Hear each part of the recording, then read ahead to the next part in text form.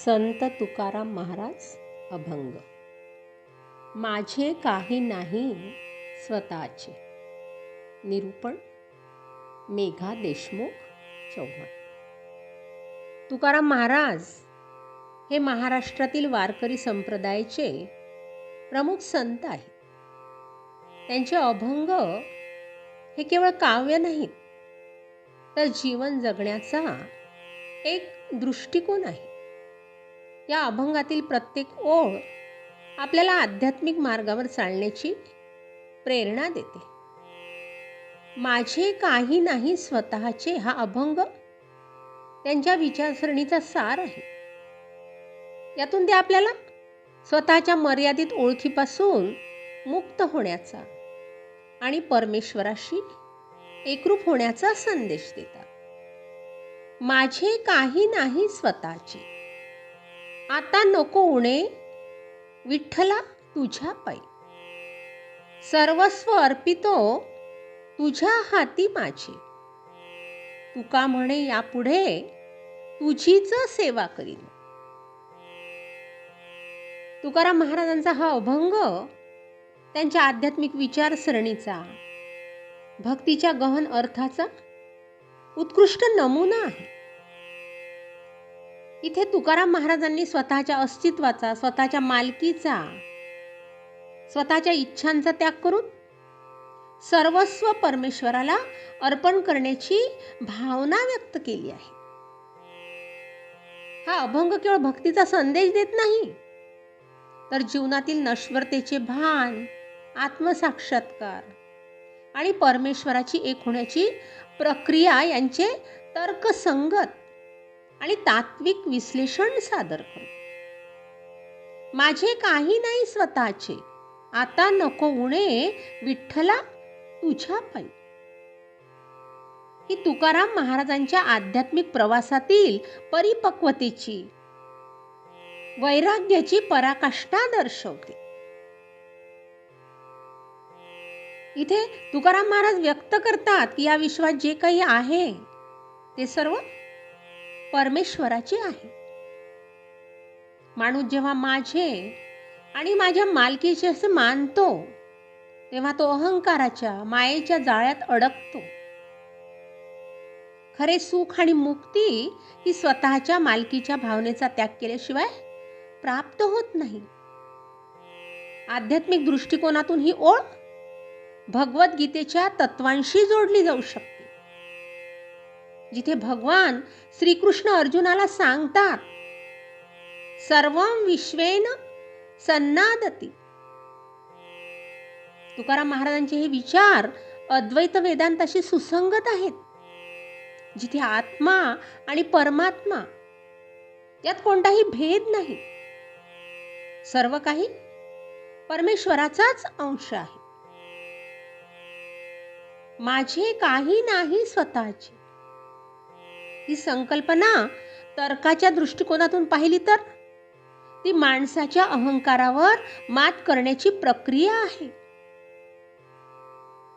मानवी मन नेहमीच हा माझा आहे अशी भावना निर्माण करते, ज्यामुळे तो स्वतःला विश्वापासून वेगळा समजतो.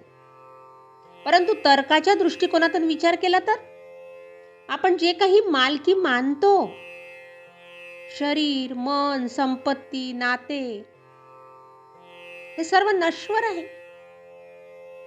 शरीर आणि मन हे केवळ तात्पुरते साधन आहे, जे जन्म आणि मृत्यूच्या चक्रात बदलते. संपत्ती आणि नाते यांचा अंतही निश्चित आहे.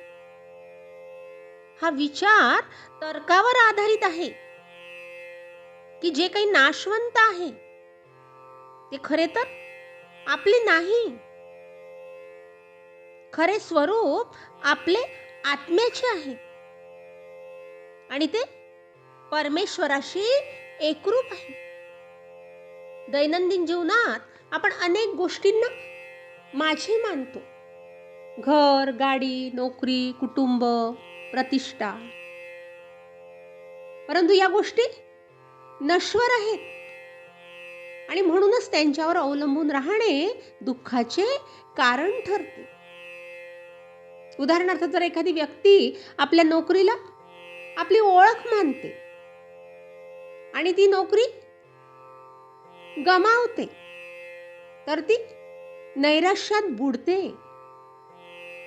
तुकारामांचा हा संदेश आपल्याला शिकवतो की या सर्व गोष्टी परमेश्वराच्या मालकीच्या आहेत. त्यामुळे त्यांच्याशी आसक्ती न ठेवता आपण आपले कर्तव्य म्हणून त्यांचा वापर केला पाहिजे. यामुळे आपण मानसिक दबावापासून मुक्त होऊ शकतो. आता नको उणे विठ्ठला तुझ्या पायी. तुकाराम महाराजांचा हा संदेश आहे.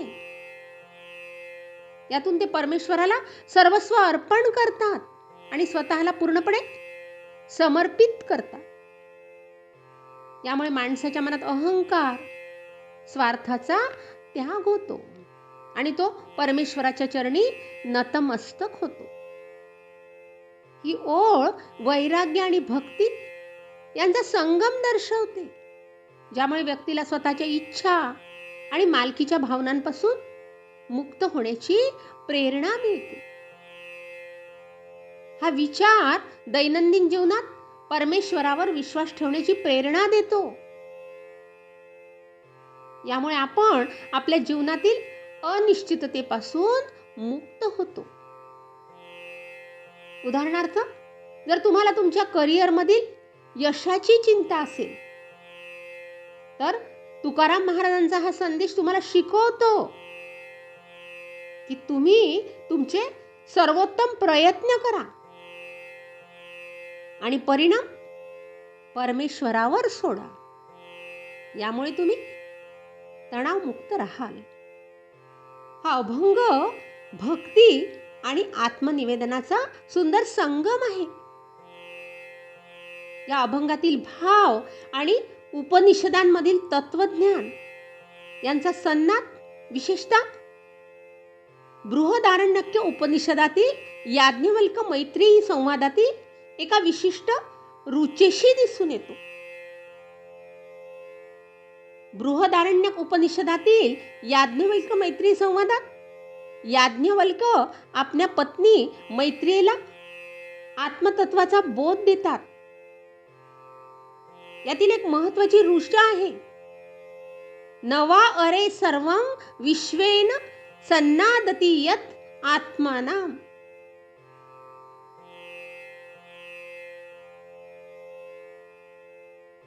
सर्व काही आत्म्यामुळे, सन्नादती अर्थात सर्व काही आत्म्याच्या सन्नादामुळे आहे. यात याज्ञवल्क सांगतात की सर्व विश्व आत्म्यामुळे, ब्रह्मामुळे एकमेकांशी सन्नादती अर्थात एकरूप आहे. ही ऋचा असे सूचित करते की सर्व विश्वातील सृष्टी, प्राणी आणि पदार्थ यांचे मूळ एकच आहे, आत्मा किंवा ब्रह्म. जोपर्यंत व्यक्ती स्वतःला स्वतंत्र समजते, तोपर्यंत तो अहंकाराच्या बंधनात अडकलेला असतो. परंतु तो जेव्हा आत्म्याच्या एकरूपतेची जाणीव करतो, तेव्हा सर्व भेद मिटतात आणि तो परमात्म्याशी एकरूप होतो. तुकारामांचा अभंग आणि उपनिषदातील ही ऋचा यांच्यातील साम्य स्पष्ट आहे. तुकारामांचे माझे काही नाही स्वतःचे हे वचन उपनिषदातील सर्वं विश्वेन सन्नादती यत् आत्मानाम या तत्वाशी मिळते जुळते आहे. तुकाराम अहंकाराचा त्याग करून सर्व काही विठ्ठलाचे आहे असे मानतात, तर उपनिषदात याज्ञवल्क सर्व विश्व आत्म्यामुळे एक आहे असे सांगतात. दोन्ही ठिकाणी अहंकाराचा त्याग आणि परम सत्याशी एकरूप होण्याचा विचार आहे. तुकारामांचा आता नको उणे हा भाव उपनिषदातील आत्मज्ञानाच्या पूर्णत्वाशी जोडला जाऊ शकतो. उपनिषदात आत्मज्ञानाने व्यक्तीच्या सर्व अपूर्णता मिटतात आणि तो ब्रह्माशी एकरूप होतो. तसेच तुकाराम विठ्ठलाच्या चरणी समर्पण करून स्वतःच्या अपूर्णतेचा अंत करू इच्छितात. उपनिषदातील तत्वज्ञान प्रामुख्याने ज्ञान मार्गाशी निगडित आहे, तर तुकाराम महाराजांचा अभंग भक्ती मार्गावर आधारित आहे. उपनिषदात आत्मा आणि ब्रह्म यांच्या एकरूपतेचा बौद्धिक विवेचन आहे, तर तुकारामांचा अभंग हा भावनिक आणि भक्तिपूर्ण आहे. तरीही दोन्ही मार्गाचे ध्येय एकच आहे, अहंकाराचा त्याग आणि परम सत्याशी एकरूप होणे. तुकारामांचा अभंग आणि बृहदारण्यक उपनिषदातील ऋचा यांच्यातील संवाद हा भारतीय तत्वज्ञान आणि भक्ती परंपरेच्या एकतेचा सुंदर दृष्टांत आहे. तुकारामांचे समर्पण आणि उपनिषदातील आत्मज्ञान हे दोन्ही परम सत्याच्या प्राप्तीचे मार्ग आहे. तुकारामांचा माझे काही नाही स्वतःचे हा विचार उपनिषदातील सर्वं विश्वेन सन्नादते या तत्वाला भक्तीच्या भाषेत व्यक्त करतो. दोन्ही ठिकाणी अहंकाराचा त्याग आणि परमात्म्याशी एकरूप होण्याचा मार्ग दिसतो. हा सन्नाद भारतीय अध्यात्मातील भक्ती आणि ज्ञान यांच्या अभेद्यतेचे प्रतीक आहे. सर्वस्व अर्पितो तुझ्या हाती माझे. इथे तुकाराम महाराजांनी परमेश्वराला सर्वस्व अर्पण करण्याची भावना व्यक्त केली आहे. याचा अर्थ असा की आपण आपले सर्वस्व शरीर, मन, बुद्धी आणि आत्मा परमेश्वराच्या चरणी ठेवावे. हा संदेश भगवद्गीतेच्या मामेकं शरणं व्रज या श्लोकाशी मिळता जुळता आहे, जिथे श्रीकृष्ण सर्व धर्माचा त्याग करून केवळ परमेश्वराला शरण जाण्याचा उपदेश करतात. हा विचार भक्ती मार्गातील अंतिम पायरी आहे, म्हणजेच पूर्ण समर्पण होय. तर्काच्या दृष्टिकोनातून सर्वस्व अर्पण करणे म्हणजे स्वतःच्या मर्यादित अहंकाराचा त्याग करून विश्वाच्या अनंत स्वरूपाशी एकरूप होणे. ही प्रक्रिया विज्ञान आणि अध्यात्म यांचा सुंदर संगम आहे. विज्ञान सांगते की विश्वातील सर्व काही एकाच ऊर्जेचे रूप आहे. अध्यात्म या ऊर्जेला परमेश्वर मानते. तुकाराम महाराजांचा हा विचार तर्कसंगत आहे, कारण तो माणसाला स्वतःच्या मर्यादित ओळखीपासून मुक्त करतो आणि त्याला विश्वाच्या अनंततेत विलीन होण्याची प्रेरणा देतो. तुका म्हणे यापुढे तुझीच सेवा करीन. इथे तुकाराम महाराजांच्या परमेश्वरातील अतूट विश्वासाची आणि त्यांच्या सेवेची प्रतिज्ञा आहे. यातून वैराग्य आणि भक्ती यांचा संगम दिसतो. वैराग्य म्हणजे संसारातील मायेचा त्याग, तर भक्ती म्हणजे परमेश्वराशी प्रेममय नाते. हा अभंग भक्ती मार्गावर चालणाऱ्या प्रत्येक साधकाला जीवनातील सर्व काही परमेश्वराला समर्पित करण्याचा संदेश देतो. वैराग्य हा तुकाराम महाराजांच्या विचारांचा पाया आहे.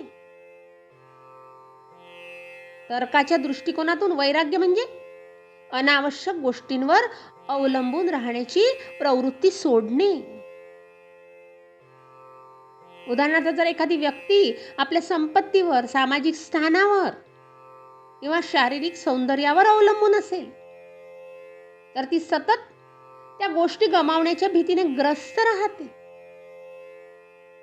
परंतु जेव्हा ती या गोष्टींना परमेश्वराचा अंश मानते आणि त्याला सर्वस्व अर्पण करते, तेव्हा ती या भयापासून मुक्त होते.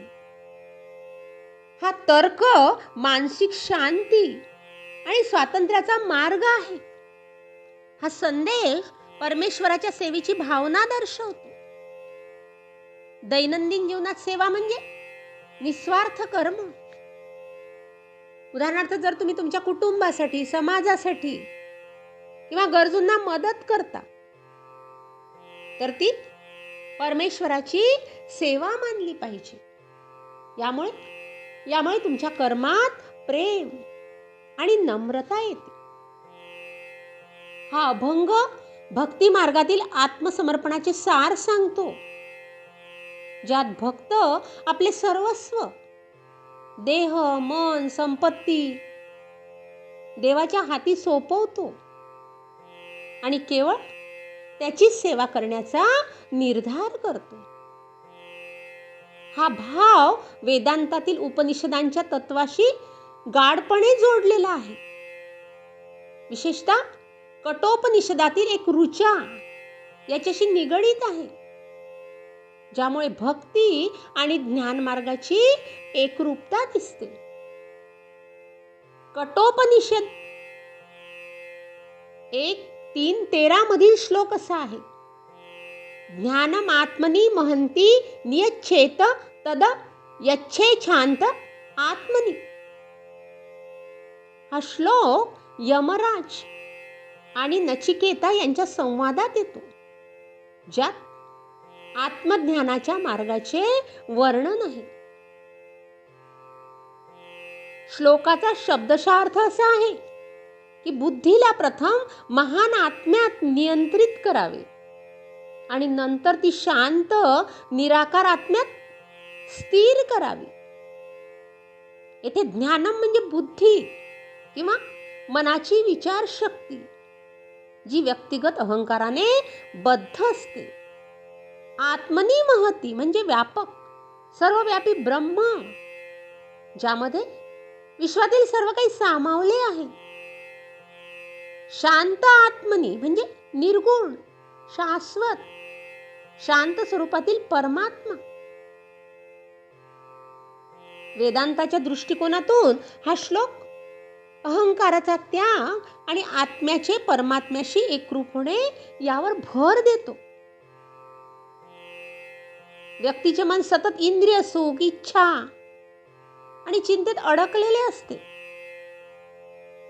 उपनिषद सांगते की या मनाला प्रथम व्यापक ब्रह्माच्या चिंतनात स्थिर करावे, म्हणजे मी आणि माझे यांचा भ्रम सोडावा.